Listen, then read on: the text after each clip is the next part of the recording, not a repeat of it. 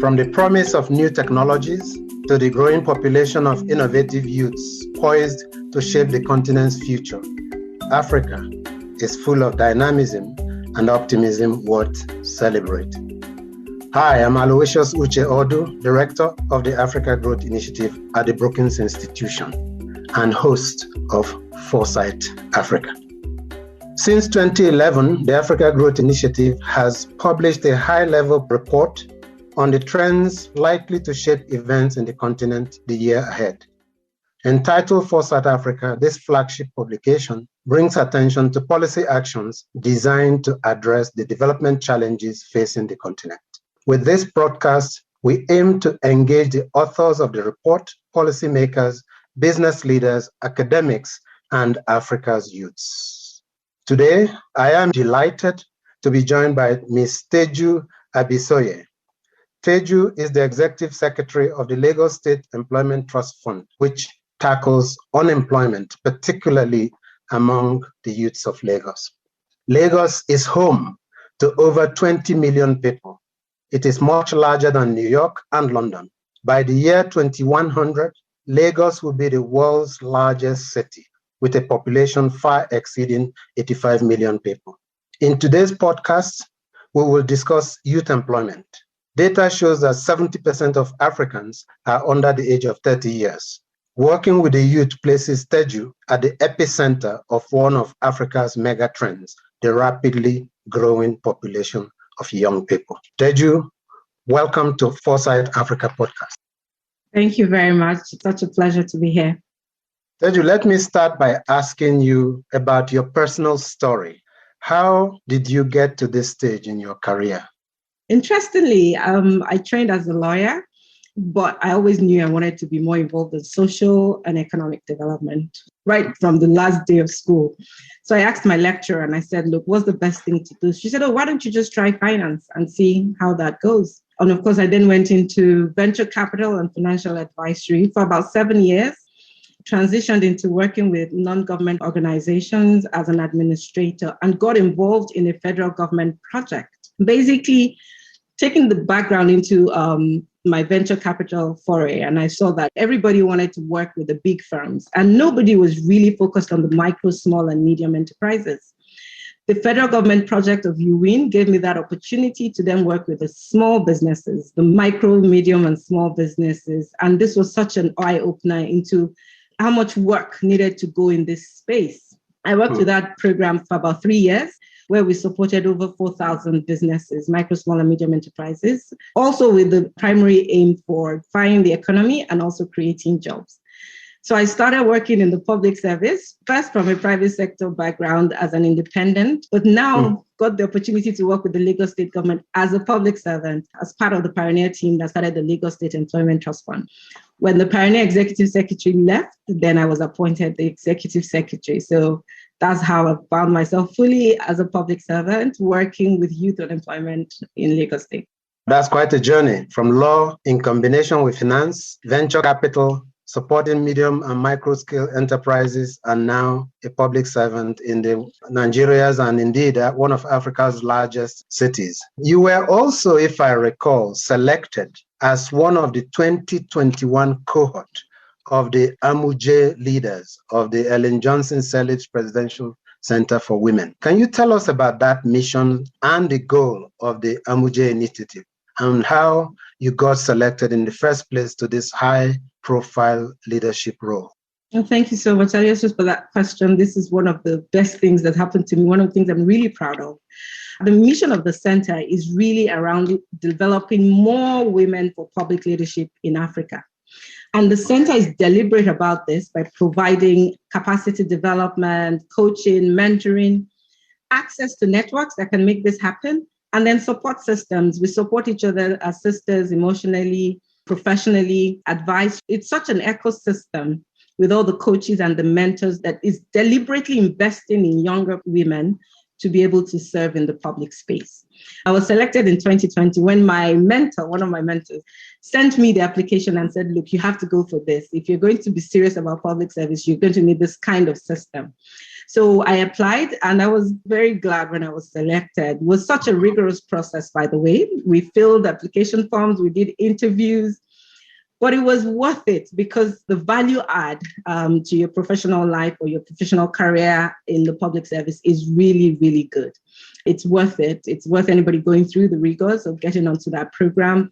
You get support for research, you get support for almost anything that you need for your public life.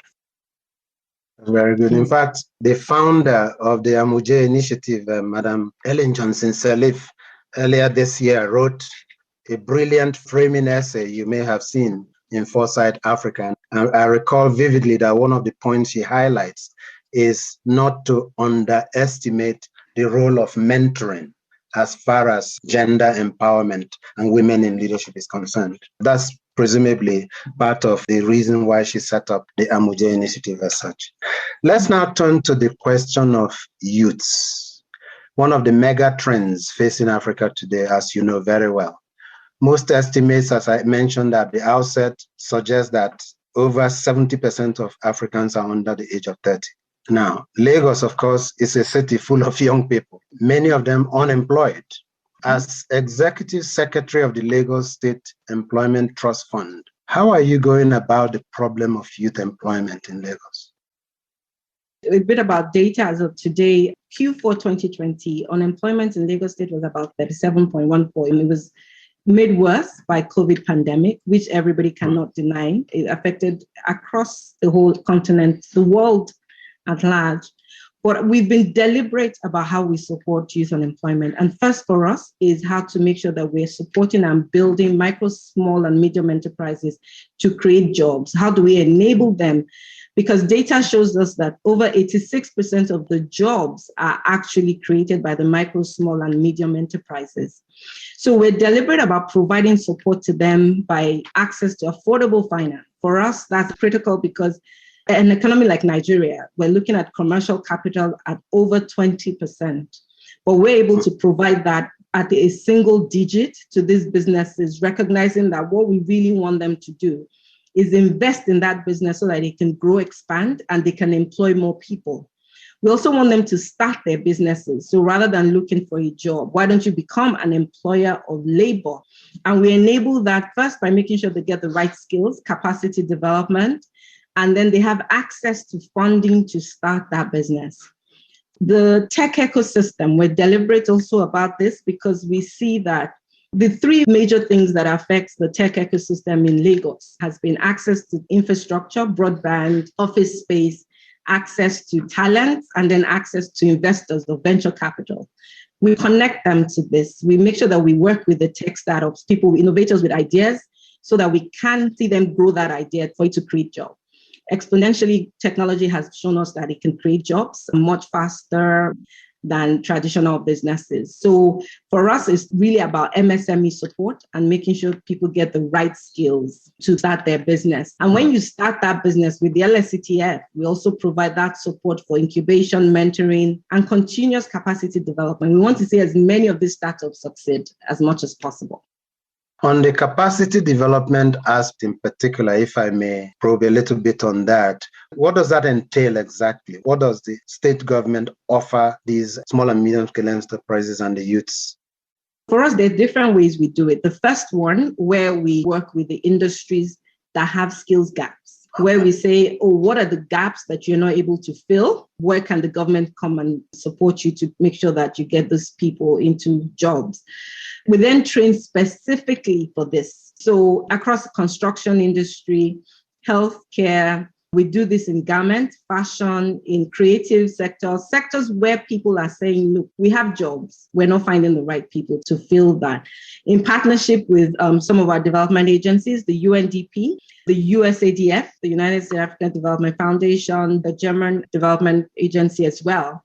In partnership with all these people, we provide access to these grants for people to take up these trainings. That for us is first. The second one is also for people who are starting up businesses. People need access skills to run their business, entrepreneurship, bookkeeping, human management, all those kind of skills. We provide it through masterclasses.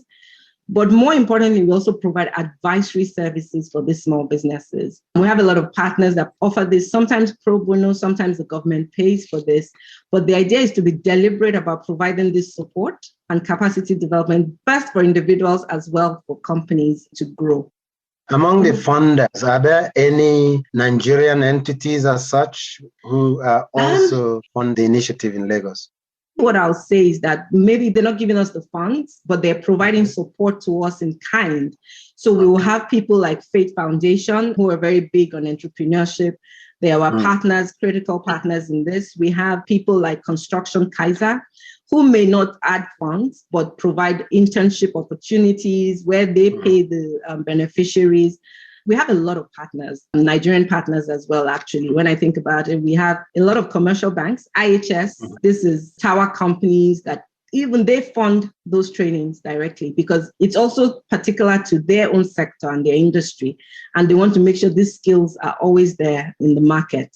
So we do have some local funders as well. So what lessons have you learned thus far from Lagos that can be replicated in other states or other African countries? In 2020, we hosted something called Showcasing Leading Practices for Job Creation Across Africa. And this was based on our learnings and reviews with different initiatives across Africa. Let me mention Harambe in South Africa. And then let me mention Generation, who works largely in Kenya, but across the world. Their acronym is You Employ. We've also learned from an Ethiopian initiative where they provided access to finance for people to go to job interviews. Because when you think about it, if somebody has been jobless, they don't have the funding to attend job interviews. But these are very interesting lessons for us in LSCTF2, in Nigeria as a whole. We have Edo Jobs, we have Plasmida, this is from another state, we have Kaduna, CADSTEP, and there's been a lot of lessons over the couple of years that we've been working. One of the critical lessons is the need for strategic partnership. Don't try to do it alone. Find people that want to achieve the same objectives and see how you can key into that and see how you can build, because you can scale and do larger things. For us, again, the second thing was when we started, we were extremely agnostic in terms of sectors and in terms of how we provided our funding. But we've learned to be more focused on the job creating sectors. We found education was one, very strategic. Of course, agriculture remains one of the most strategic sectors. However, it's also the most risky one. We've also found that out. We've also then learned how to support agriculture in a very social relevant manner. This has all been part of our learnings. How do we stay sustainable rather than providing 100% subsidy? So can there be a social structure that can fund all the programs, fund the loans, but in a very sustainable manner? Because we started off as a subsidy, to be honest, but we're now more strategic about our approach to that, and we're creating more sustainability. But we continue to provide our learnings through this platform where we're hosting, where we have this summit, where we discuss this interstate and participation from across Africa, just so that people can share their own learnings and everybody can adopt that. I think one strategic way we've also been doing this is with the GIZ, where they do a peer learning structure, and they've had LSCTF facilitate that for a lot of the other agencies across Nigeria. Last week, we finished one with 5 states, Niger State, with Jos, Plateau State, with Edo State, Lagos, and then we had even SMEDAN, the umbrella body for SMEs. And they call it a peer learning platform, but the idea is to always share ideas and make sure that we're making improvements on all our programs and implementations. So presumably this initiative, everything you do at the end of every fiscal year, there are audited reports, etc., that are online, accessible, and transparent, right? Extremely important to us. So one of the things we learned as well is that governance, having proper governance, improves credibility for you as an agency of government. And accountability and transparency is critical, and it's one of our core values. So every year, first we audit our accounts and we publish publicly. We also audit our impact. And the current one is being carried out by JPAL. I don't know if you know Jamal Abdul Latif initiative sitting out of MIT. They're currently evaluating our impact. and also evaluating our learning so that we can actually also export that to other jurisdictions around recovery, lending to micro institutions. These are very critical about the work we're doing because we feel like, look, we must be able to export this across Africa so that we can provide the solutions to everybody. Yes, we're very big on accountability and transparency. I can't emphasize that enough, again, because we are a government institution. So let's turn now to an area of Lagos that never ceases to amaze me anytime I pass through Yaba Legos, which has emerged as one of Africa's largest technology hubs. Could you give our listeners a sense of the dynamism of Yaba and the role that the youths play in bringing that about? In Yaba sits what we call the university, a federal university, UNILAG, and also the technology university. So we call it Yaba Tech. So because of this, we have a lot of youthful population having access to that area. Building on this, the private sector started building a lot of what we call innovation hubs in that area because it could attract very quickly the students, attract very quickly young people in schools to come and have access to what you would call peer learning, access to infrastructure, office spaces, to build their innovative ideas. And based on that, a lot of tech companies that you hear about today started coming out of Yaba. I think notably Konga and Della all started from Yaba. So the government became more deliberate and decided, you know what, we have to build this into a system. We have to create a structure around what is coming out of Yaba. Today it's known as YabaCon. Some people say Yabacon Valley, try to call it Silicon Valley. But again, it actually grew by young people taking the initiative to build what they wanted to see. And the government then became deliberate about supporting it. So today, the government has acquired a large parcel of land where they're putting together something called KITE, knowledge, infrastructure, technology, education. And the idea is that every technology company that wants to be resident in Lagos, there will be a campus where you can locate your business with a lot of government incentives so that young people have more access. The government is laying over 5-kilometer fiber optic cable so that every school, every area in Lagos continues this trend of making sure Lagos stays the technology capital. And of course, you recently heard about Flutterwave and the valuation with raising their Series D funding. So there's a lot of interesting things coming out of Yaba. And the government is very deliberate about supporting that ecosystem to develop. So Andela, you mentioned, and Flutterwave, these are some of the unicorns coming out of Nigeria recently. You're hoping to incubate more in this new campus that is deliberately filled with off-site infrastructure, energy, electric power, water, fiber optics. That's the idea, right? Everything to make it stay relevant. But for now, we continue to partner across the different hubs, innovation hubs across Lagos. The government comes in and provides support to the businesses that need that access.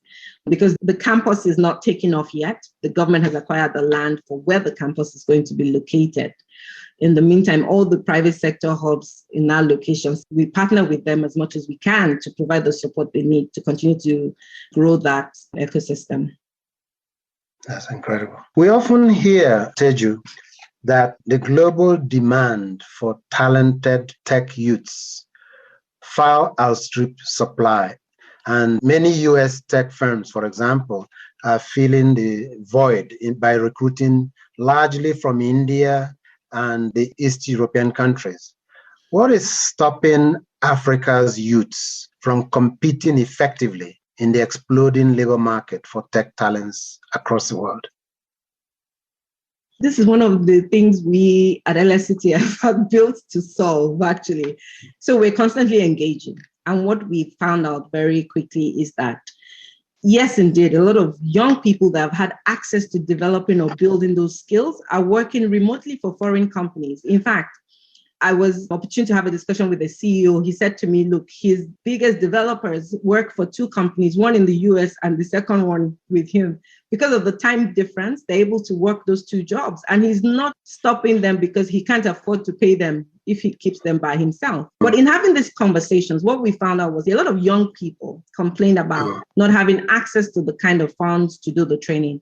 If you remember what Andela did, Andela offered them like a fellowship where they were learning, and at the same time, they're able to earn while they do all these projects, whether remotely, sometimes inside companies.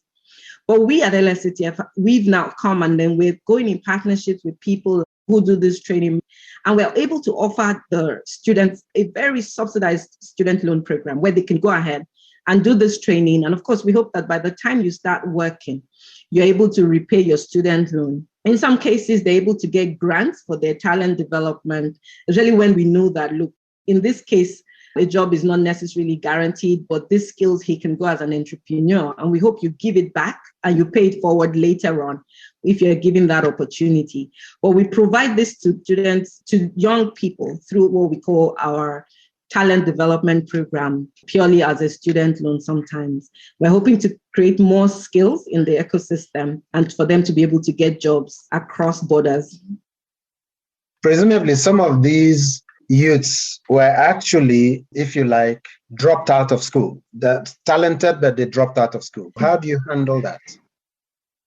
So what we found, and one of the research that the Ministry of Education did and found out was, the research was based in Lagos. A lot of the attrition for young people was actually economic.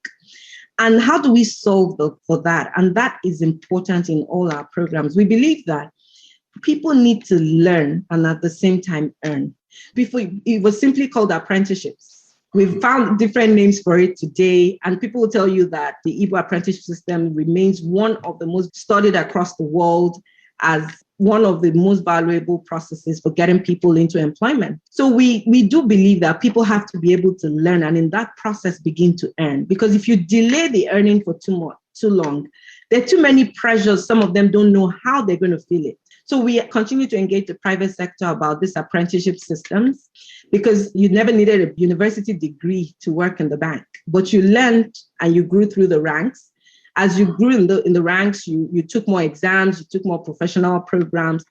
Can we bring those systems back into the work culture in Africa for a lot of young people, where they go in as apprentice, whether they have only a secondary school leaving certificate? Can they get back into that system and begin to work and earn money so they can take care of a lot of their responsibilities so they stay the course? And I think it also adds a lot of value to even the organizations, because then you build in what you want them to learn from scratch and not that you're having to retrain after that. So I think there's a lot of value in those kind of systems.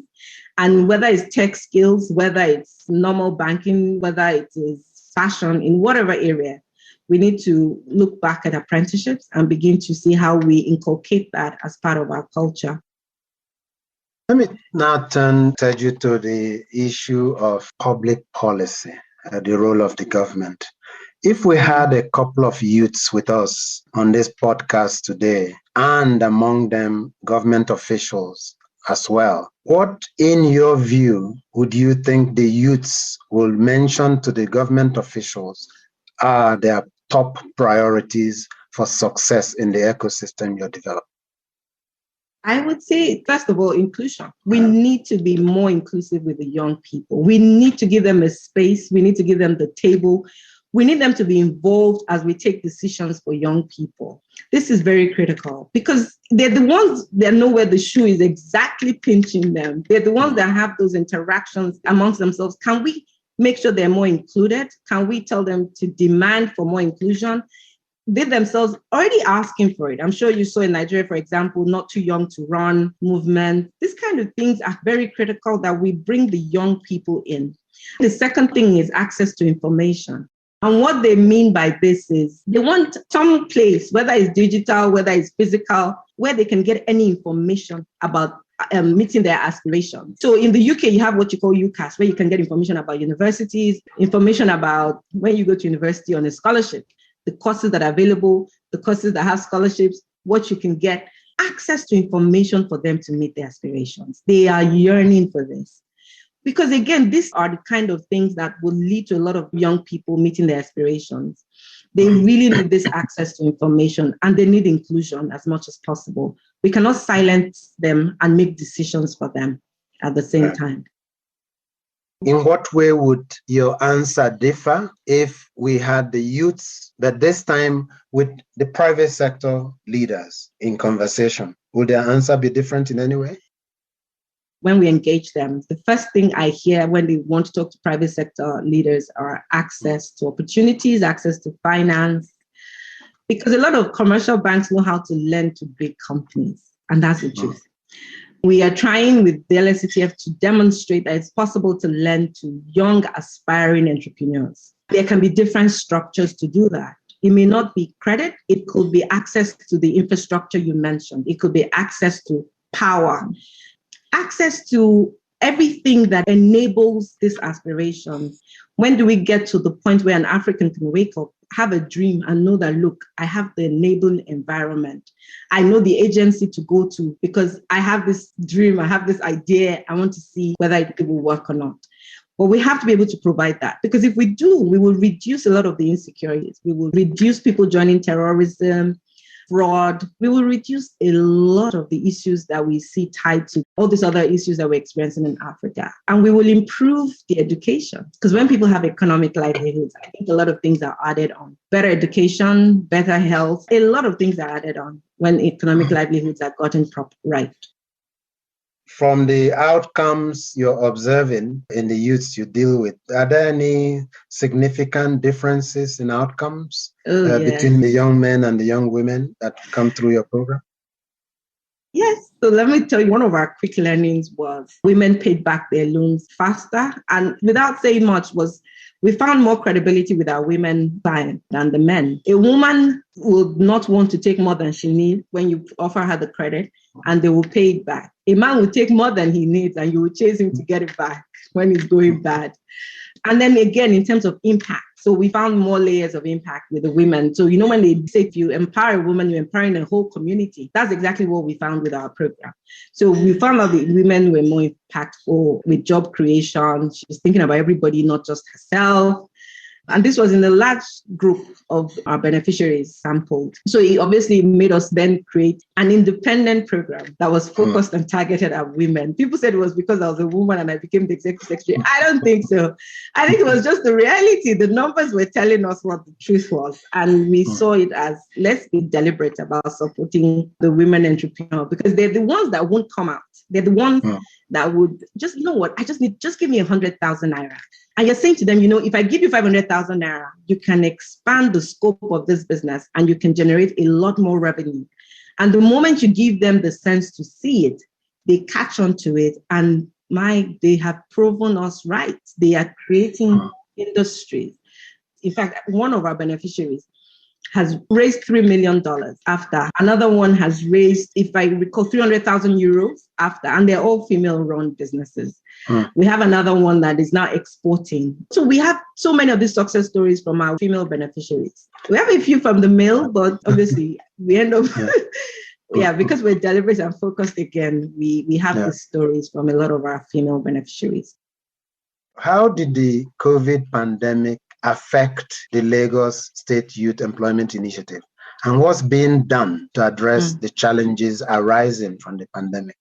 The first thing we realized very quickly by the end of first quarter in 2020 was that we needed to sustain jobs. So the first thing we did was to pause all loans. So we communicated with all beneficiaries and made them know that, look, until the lockdown is over, you don't need to pay your loans. Just worry about keeping your business afloat.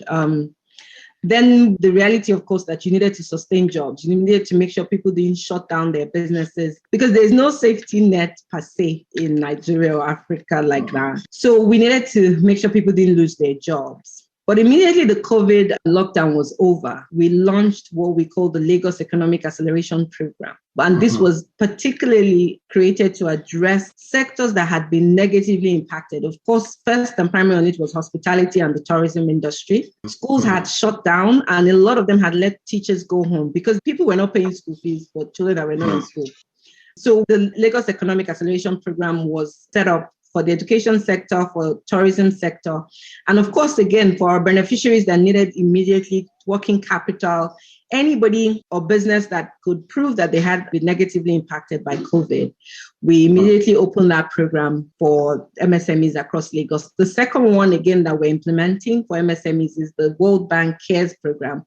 It's now called the Federal Government CARES, which is COVID Action Recovery Economic Stimulus Program. Although initiated by the World Bank, the idea is for businesses that had loans and they're not able to pay back to get a credit grant to help them offset that credit to the commercial bank. The second one was operations grant, businesses that could not pay their loans, that could not pay staff.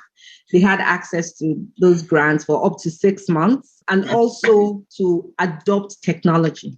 Because one thing was very clear, businesses that were already technology enabled suffered less than the businesses that were just traditional, needed to be in-person programs, in-person services.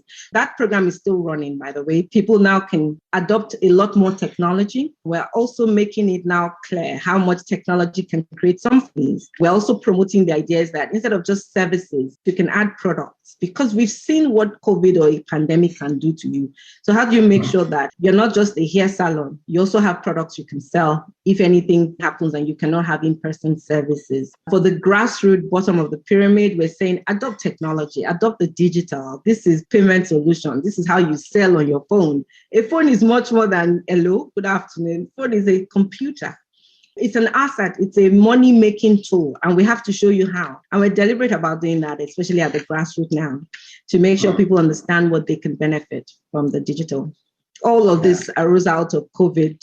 There's been lessons learned from the shock, but I think people are better prepared for pandemics after COVID. So the broader macro environment, how would you rate a country like Nigeria in terms of its economic recovery post-pandemic? I think we're improving. We all look at the forecast from the different agencies, whether World Bank, whether the IMF. For Nigeria, for example, with the statistics by Nigerians show that we're growing by about 3.9% since 2020. I don't think it's going to be rapid. It's not going to happen so quickly, but I think we'll see year-on-year growth. If we stay committed to this and we continue to build on lessons learned, we will do better, definitely do better. And the economy will grow, do better, and be more resilient going forward. We saw what happened with oil. So diversification is so critical for a country like Nigeria now. Other sectors are very critical. We have to build them. We have to be deliberate about social spending to ensure that we're encouraging innovation, because COVID changed a lot and there's a lot of innovation going on. We must plug into that as a country, and we must support that development of all the innovation that is going on. We must spend socially. We would have to solve a lot of challenges, not by debt, not by credit, but social funding for those kind of things. For me, again, it's about, if you want to take advantage of after, we have to invest in people to be able to take advantage of after. We have to invest in companies. We have to invest in the right skills. We have to do a lot of things to make sure we can take advantage of what after offers us as a country. Teju has referred to AFTA a couple of times. That is the African Continental Free Trade Area, which covers basically 1.3 billion Africans and 55 countries, ranging from the southern fringes of the Mediterranean Sea to the Cape of Good Hope in Cape Town, South Africa, here where I'm speaking from. Beyond Nigeria, Teju, what would you consider to be the most important urgent factors to speed up Africa's recovery post-pandemic? Primarily, technology. We have to embrace it. We have to let our own systems embrace digital. We have to find a way to make it happen. There are a lot of setbacks when you think about it from education, when you think about it from infrastructure, power, what you've mentioned and what we've talked about.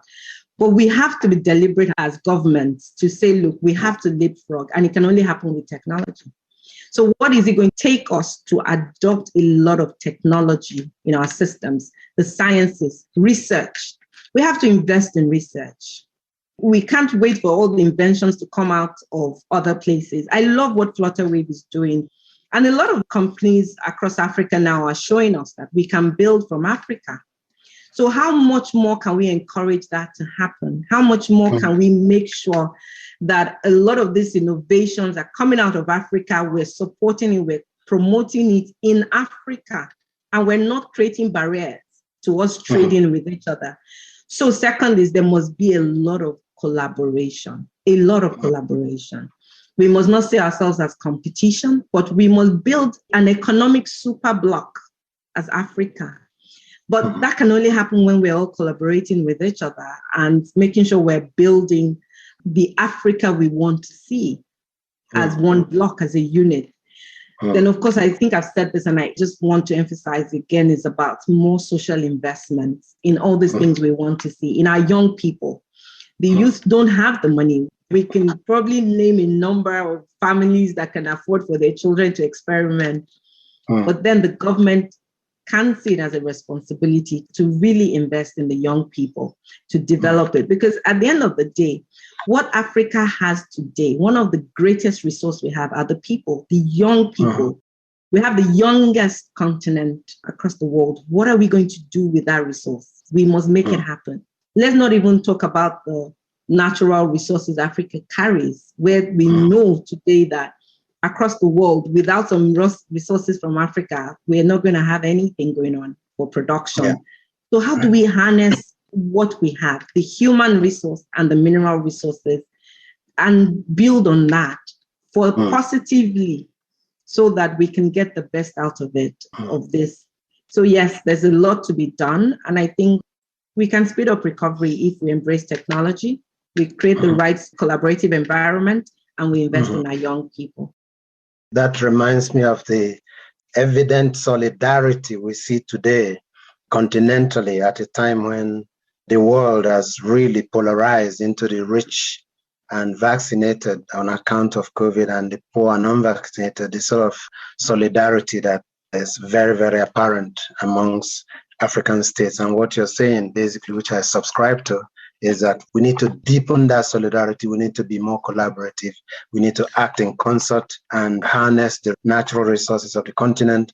And of course, one of the greatest such latent assets of the continent is our youths, which is precisely where you're at the epicenter of Africa's youth, as exemplified by the great city of Lagos. So today, the growing population of young people remains a mega trend to watch in Africa. How to capitalize on the youth dividend is among the greatest challenges keeping policymakers awake at night. Today, we heard from Teju, a youthful CEO herself, how Lagos is tackling the problem of youth unemployment. There's a lot of lessons for other growing cities across the African continent and beyond. Teju, on behalf of the Africa Growth Initiative at Brookings, thank you very much. It has been a pleasure having this conversation, Malicious. Thank you very much.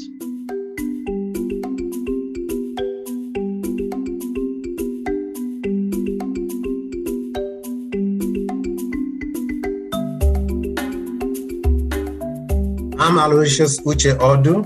This has been Foresight Africa. To learn more about what you heard today, find this episode online at brookings.edu/Foresight Africa podcast. Each episode will be listed on its own webpage, and there will be links to the content discussed in the episode. The Foresight Africa podcast is brought to you by the Brookings Podcast Network. Learn more at brookings.edu/podcasts. Send your feedback and questions to podcast@brookings.edu. My thanks to the production team, including Fred Dews, producer, Timara White and Christina Golubski, associate producers, Gaston Riboredo, audio engineer, and Sky Sutton, audio intern. The show's art was designed by Shavanti Mendez, based on a concept by the creative firm Blossom. Additional support for this podcast comes from David Bachek, Ramen Prit Kaur, Ian McAllister, Chris McKenna, Soren Mesna Zaidel, Chris Peters, Andrea Risotto, Esther Rosen, and Ashley Wood Schelling. Thank you very much.